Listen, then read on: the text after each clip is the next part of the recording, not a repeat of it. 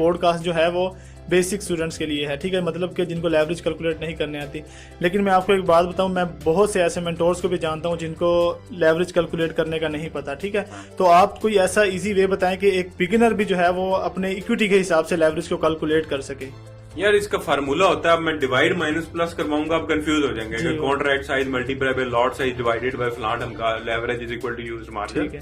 तो वो एक लंबा, I will ask my editor के फार्मूला यहाँ पे पुट कर दे, मैं बोलूंगा, वैसे ही उन्होंने कंफ्यूज होना है। अब मार्जिन को समझने के लिए और लेवरेज को समझने के लिए इतना काफी है कि आपने $1000 का अकाउंट ओपन किया, लेवरेज बाय डिफॉल्ट आपको नहीं पता लेवरेज की, आपने 100 रखी। अब आप जब स्टैंडर्ड लॉट प्लेस करोगे ना तो नहीं होगी, क्योंकि 1000 से ज्यादा चाहिए, 1200-1300 चाहिए स्टैंडर्ड को प्लेस, तो 1000 का मार्जिन यूज हो जाएगा, ठीक है। अब ये नहीं कि आपका $1000 एकदम लॉस हो गया, मार्जिन यूज हो गया, आपकी जो ट्रेड का जो वॉल्यूम है वो 1000 का है, ठीक है, क्योंकि आपने लेवरेज ली हुई है इस वजह से।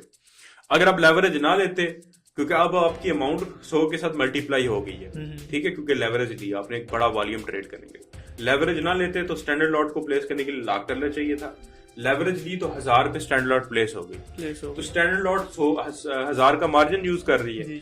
अब आपका जब फ्लोटिंग बढ़ता रहेगा, बढ़ता रहेगा, बढ़ता रहेगा, बढ़ता रहेगा, बढ़ता रहेगा, आपका मार्जिन नेगेटिव में चला जाएगा। अब आप मजीद लॉट नहीं प्लेस कर सकते, क्योंकि आपने सारी अमाउंट यूज कर ली। हाँ, 0.10 की 10 ट्रेड या 2-4 ट्रेड लेते हैं, फिर लेते हैं वो 1 लाख की।